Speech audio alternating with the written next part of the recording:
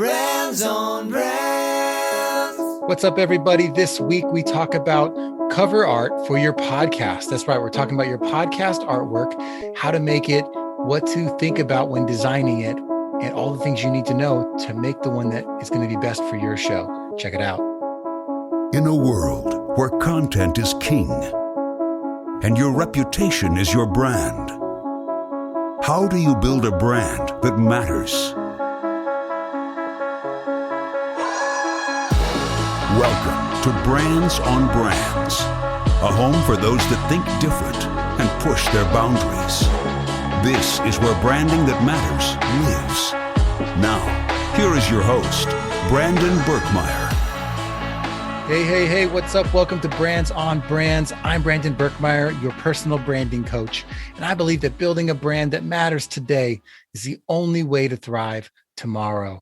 Appreciate you being here. Today, we're talking about your podcast cover art, how to make it, what my tips are for standing out with your show. For those of you that are new, just want to make sure that you have a chance. If you want to refer back to the lessons of today, check out the blog, brandsonbrands.com/blog. Check out today's episode for this show and others. And if you'd like to know, for those of you out there who have a podcast and want to know how to turn that 1 hour of content into 1 month of content, especially for all you podcasters and content creators out there, I've created a step-by-step guide just for you, all about repurposing content. Download it now at my free resources page at brandsonbrands.com/resources. Now, let's jump into the show. Brands on Brands. Today, we're talking about podcast cover art tips. Why are we talking about this? Well, your podcast cover art is the first thing your potential audience will see when choosing your show.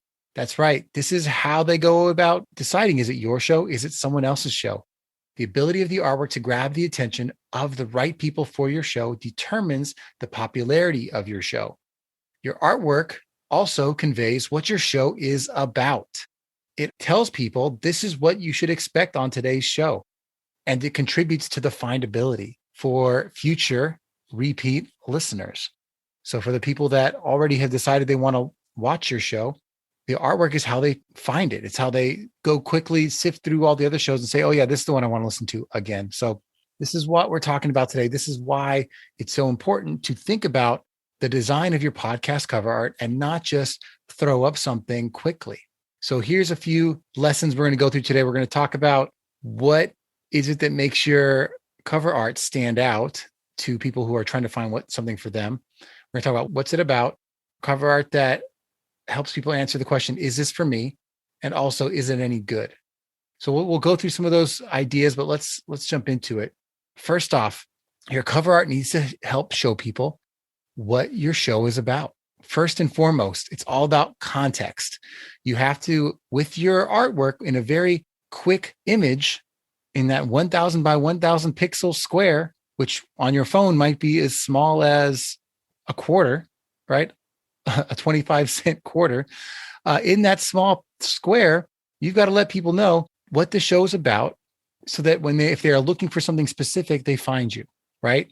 If your show is about technology, your cover has to convey that with that little square image. It should be able to have a title that's legible, that you can read, that says something that says this is the show about technology, and it should have imagery that supports that as well. That if you just didn't have a chance to read it, but you just glimpsed at it, you would have a sense of the type of show you're listening to. That's context. And clarity as well. Clarity meaning that with that image, you should be very clear on what the show is going to be about. In other words, if it's a tech show and you have it in the title, but you suddenly have a bunch of baseball imagery or something like that, which is something I've talked about with clients before, though it might be a good idea, in terms of how your style might be and the fun things you want to bring personality-wise to the show, it's confusing to your audience. They don't know if it's a baseball show or a tech show, or if it's about tech within baseball. Like the simple things you do can be confusing. So making sure you have clarity of message in the images you use, as well as in the words you use in your title, is important. So number one, you have to be able to convey what's it about. What's your show about? That's the number one thing that your cover art needs to do.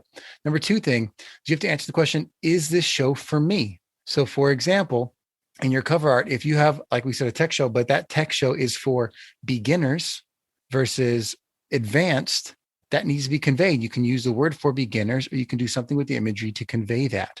One of the very popular books out there is the series of books that says, such and such for dummies. It could be investing for dummies. It could be technology for dummies or PowerPoint for dummies.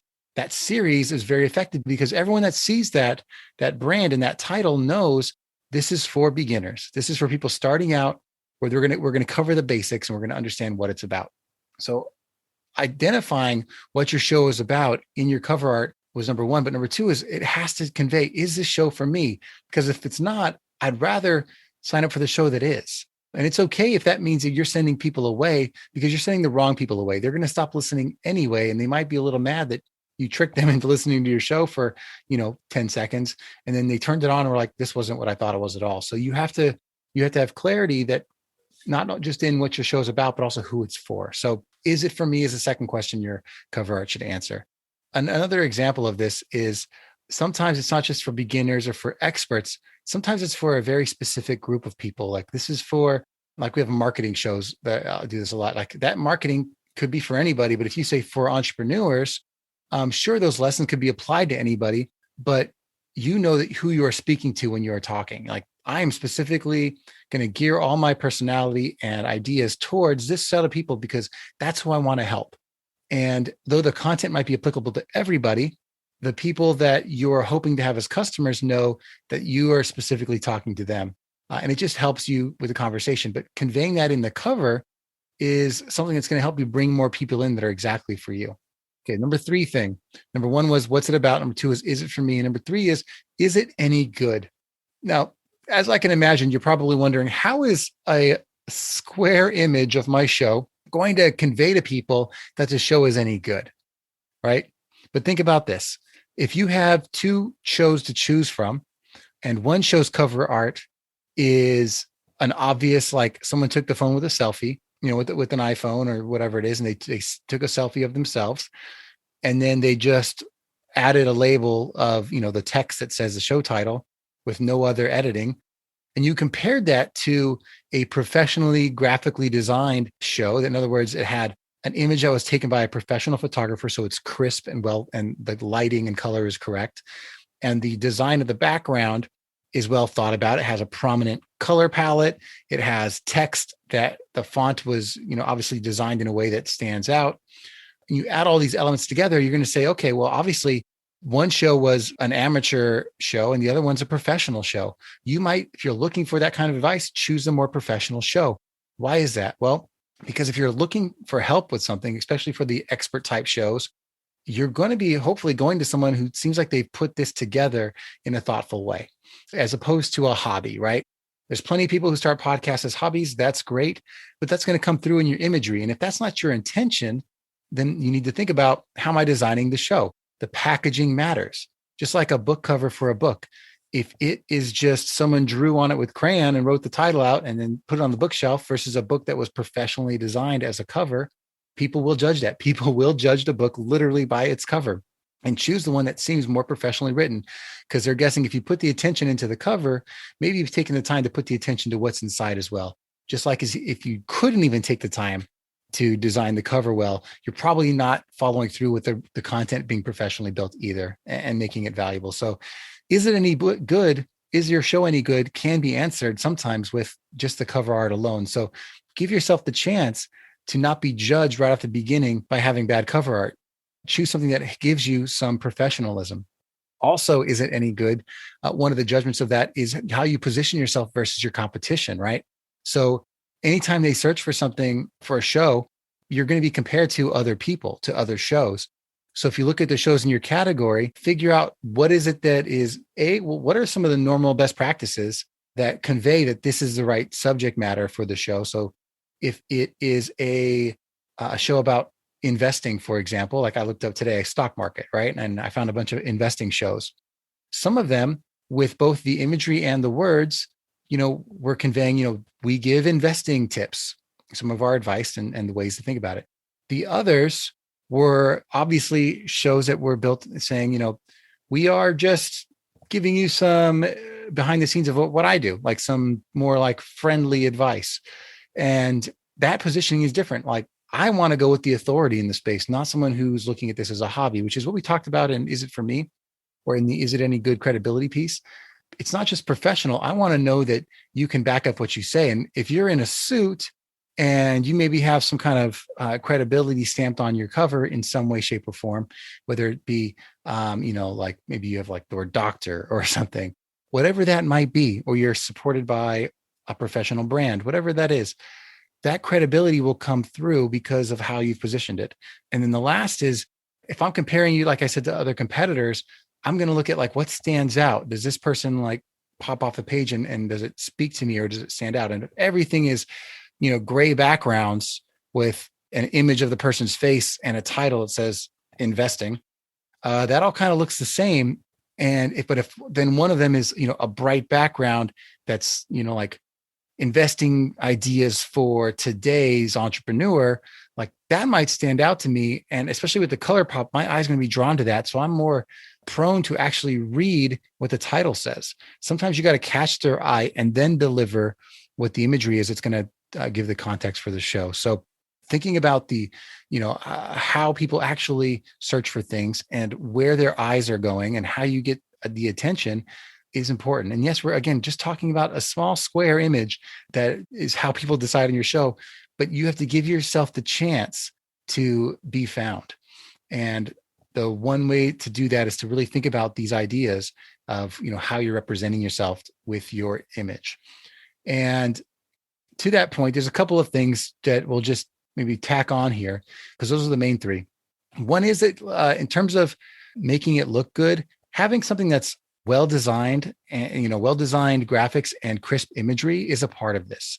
So again, professional photography, but also crisp imagery that is the right resolution. In other words, it is not pixelated. It's not blurry. It is crisp. It is well lit.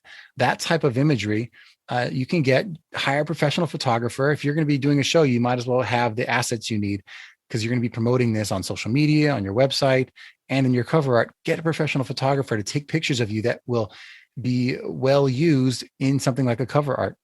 And then also add in the graphic design you need to fix the coloring, find the right shading. And so it's not just your face, a solid background, and words. Like have someone that puts some thought into what that looks like overall.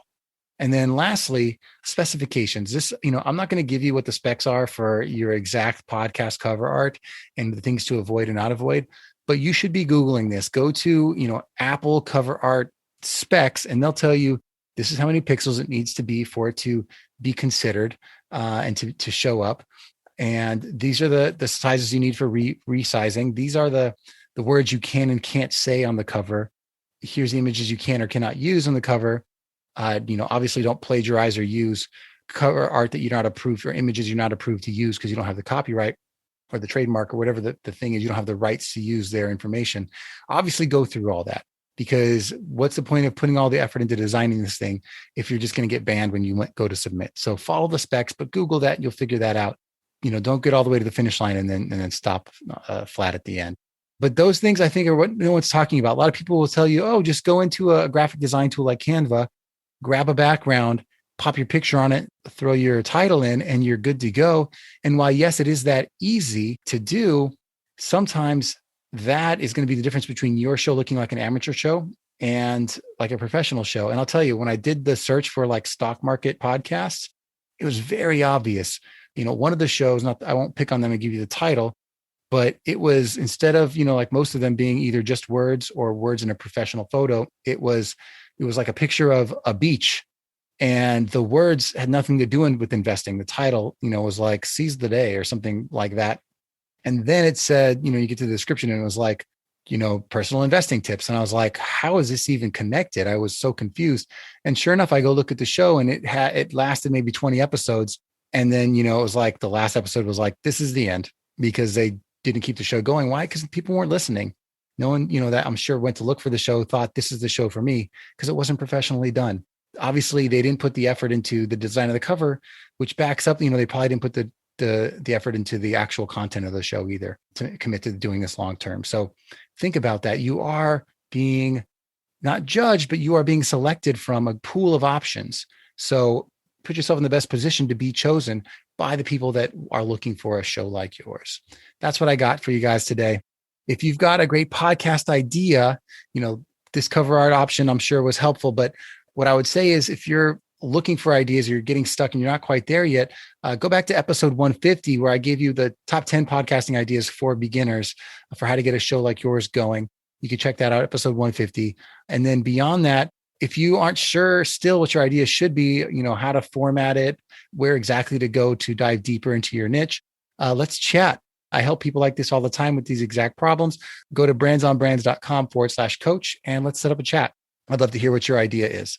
And if you enjoyed the show today, I appreciate you guys. Take a screen grab, tag me on Instagram. I communicate there in the DMs. I will comment. My Instagram handle is @BrandonBerkmeyer. And remember, guys, after all this, building your brand is a journey. So take these little steps each day and move forward. I give you these bite-sized tips so that you can actually execute on them. I hope these tactics we shared today were helpful. And as always, thank you for listening, and I will catch you all next time. You've just taken your marketing knowledge to another level with this episode of Brands on Brands. But we have plenty more ways to help you build a brand that matters. Head over to brandsonbrands.com for resources, as well as access to our blogs, videos, and exclusive coaching sessions with your host. Be sure to visit brandsonbrands.com.